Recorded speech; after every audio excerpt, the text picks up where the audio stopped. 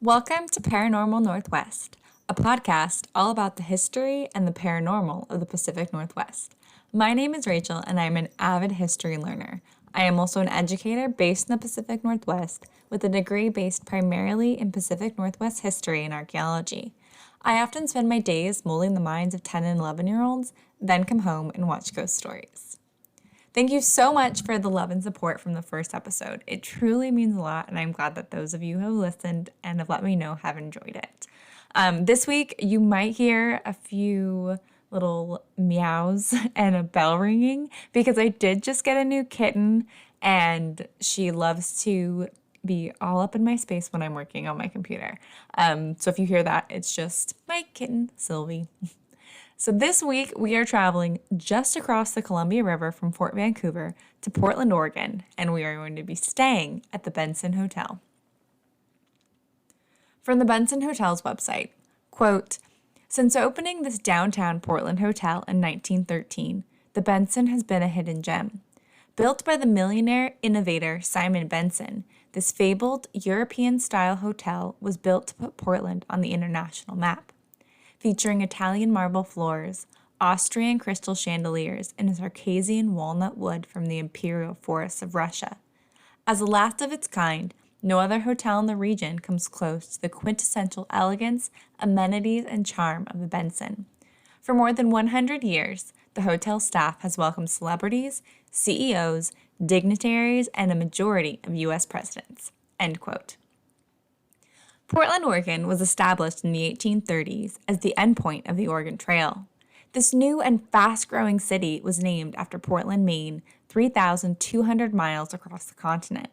Today, you can travel between these two states in 2 days by car or a 7-hour flight. But in the 1830s, these locations were worlds apart. Okay, confession.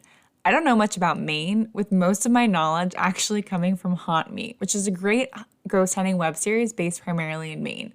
But I do know a bit about Portland, Oregon. During the last ice age, much of the North American continent was covered by a tremendous ice sheet that moved back and forth along what is now the northern United States and southern part of Canada. This back and forth movement caused some of the amazing landforms we can still recognize in these areas today. Many of the lakes, such as Flathead Lake in Montana, were created by the depressions made from this ice sheet. In Oregon, this glacial ebb and flow created what is now the Willamette Valley. At the end of the last ice age, the Willamette Valley was flooded with 300 to 400 feet of water. Evidence of this can still be seen throughout the Willamette Valley in the unique rocks and other geologic features found there. Because of this flooding, the Willamette Valley is an incredibly fertile area. Prior to the 1800s, the Multnomah and Clackamas tribes lived and resided in this region, utilizing the incredibly fertile land and the numerous waterways. Prior to the European infiltration of the region, this area had been the most populated area of the Pacific coast. Portland became the fastest growing city in the region during the mid to late 1800s. This was due to the easy access to waterways and the quickly built infrastructure of the new city. The location at the confluence of the Columbia and Willamette rivers connected the new city to the entire region, and still does to this day. Look up pictures of Portland, Oregon, and most of them will feature the Willamette River, which runs through the city. Even if you are just traveling through the city on Interstate 5, you will drive over bridges and right next to the water. The people of Portland used these waterways to build the largest city in the Pacific Northwest until the 1890s, when the railroads connected Seattle to the rest of the region. Today, Portland is home to approximately 650,000 people, the largest city in Oregon and the 25th largest city in the United States. It was in Portland that a Norwegian immigrant left his mark on the region. Simon Benson was born Simon Berger Iversen in Norway on September 9, 1851. If you're listening to this episode on its premiere date, happy 160th birthday, Simon! Simon's family immigrated to the United States from Norway in 1867. Like most European immigrants, they first landed in New York City. Shortly thereafter, his family moved to Wisconsin to join two of his older siblings who were already living there. So, side note, I know that this is a podcast about the Pacific Northwest, but the history geek in me always comes out. The United States is full of amazing stories of immigrants that have been building this country, something that many people today choose to ignore. My own family immigrated to the United States from Norway and Sweden around the same time Simon's did. They also moved to the Midwest and established lives that eventually led to me. Today, the state of Minnesota has the highest population of Scandinavian descendants, with 1.6 million people in the state claiming Scandinavian ancestry. Second and third, California and Washington State, a trail that my own family history actually follows. So back to Simon. Simon and his family changed their last name to Benson in an effort to be more Americanized. You saw this with lots of different immigrants around that time, and that was still because even though Northern Europeans were colorfully the same looking as many other Americans who were already here, they still stood out based on their names and also the languages that they spoke. So many immigrants during the late 1800s did change their name to things that were much more anglicized and much more English sounding. So at this time, Simon was only 17 years old, but he quickly learned English in order to work in the lumber business of the Great Lakes region. Simon was able to open his own general store in Lynxville, Wisconsin, which was the start of his lifelong foray as an entrepreneur. His store was a success until it burnt down after only 3 years. Simon, who was then 27, was broke and with a wife and child to care for. With his background in the lumber industry, Simon decided to uproot his family to the Pacific Northwest to work in the timber industry. So, in 1827, the Benson family moved to Portland. Today, the Pacific Northwest region is the timber center of the United States, with the Weyerhaeuser Company dominating the timber industry. However, Simon was working and building the timber industry in the region before Weyerhaeuser was even here. Simon's timing was impeccable. The lower Columbia River area was lush with great timber. Simon found a job working in a logging camp for $40 a month and was soon able to buy land and start his own logging business using credit. However, shortly thereafter, his wife Esther fell sick with tuberculosis, and their family savings were eaten up to care for her. Undaunted by his continued success, then sudden hardships, Simon continued to acquire land and equipment on credit, working with a small crew to log his land. In 1891, Esther sadly succumbed to her tuberculosis, leaving Simon in grief and still in debt. But Simon was determined to care for his 3 children and achieve his dream of a successful timber business. Simon became a partner in the firm Ordway & Wider, logging land along the Columbia near Clathemet. Through much of his logging in the Pacific Northwest, Simon encountered timber getting stuck in the waterways, and the slow process of using oxen caused Simon to come up with more productive methods of transportation. So, the Pacific Northwest is soggy, to say the least, especially in Portland and all along the western side of the Cascades. Simon was determined to combat this and make logging more efficient and productive in order to help grow the timber industry. He adapted steam locomotive technology to work in the soggy climate, allowing him to cut production costs in half and eliminate the use of oxen and horses in the logging camps. The Depression of the 1890s caused both Ordway and Wider to panic, with both selling their shares of the company to Simon. However, Simon took the opportunity to acquire more land, often buying farmsteads that were not prosperous. Simon was able to build a prosperous timber industry while maintaining fair wages and treatment for his workers. With the development of Southern California at the turn of the century, Simon built a mill in San Diego to process his timber and sell it in that region. To transport his timber, he connected the logs with chains, tying them securely together and floating them down the coast to San Diego. These became known as the Benson cigar rafts. By 1909, Simon was incredibly wealthy, and he began to sell off his land holdings.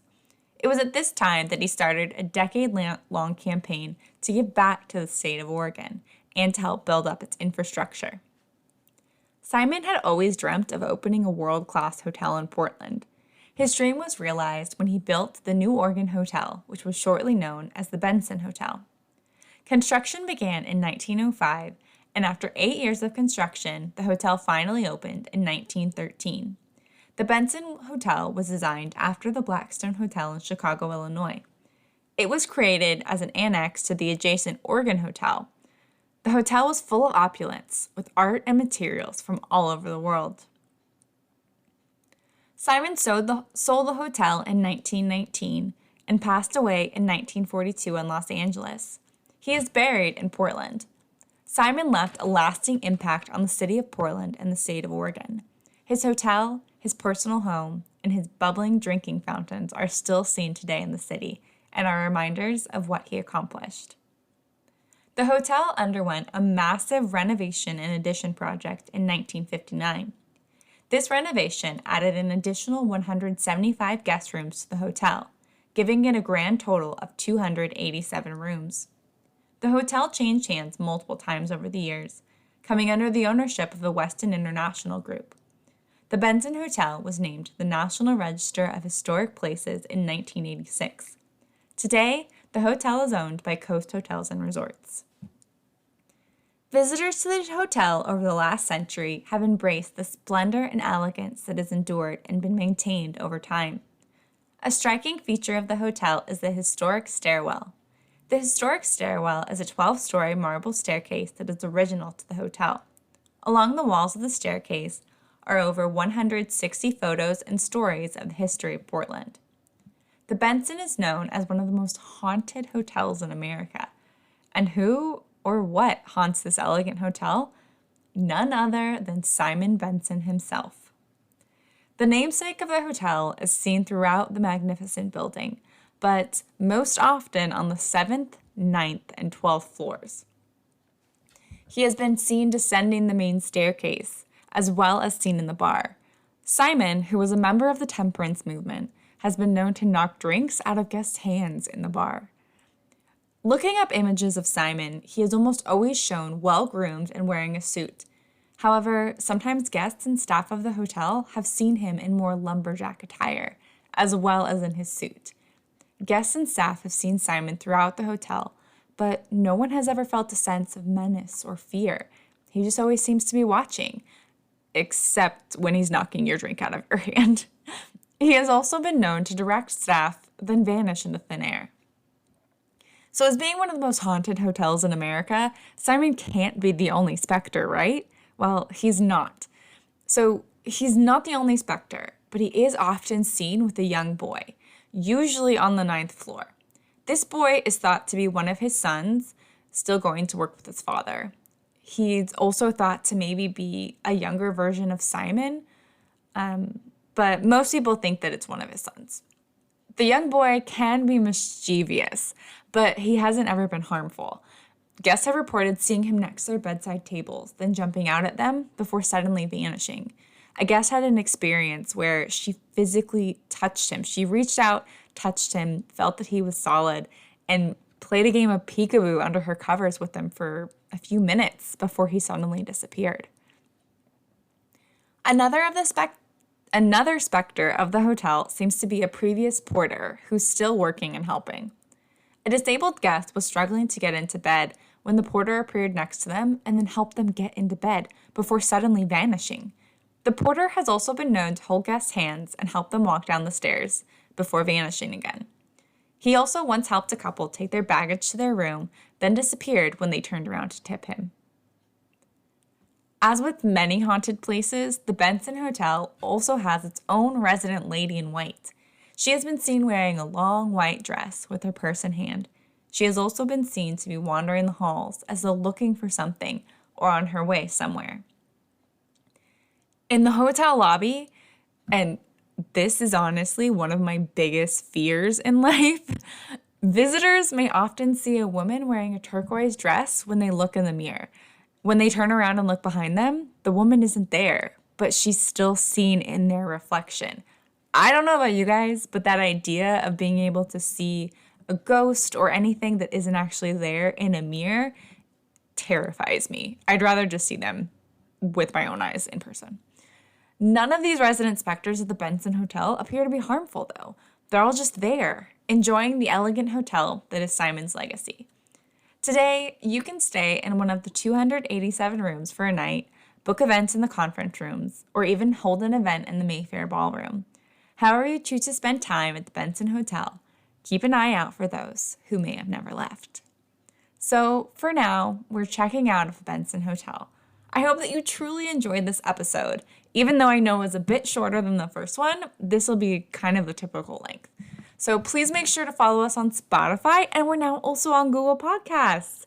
If you have a location suggestion for me, you can send me an email at paranwpod@gmail.com, as well as please follow us on social medias, all at paranwpod. Until next week, bye, and thanks for listening.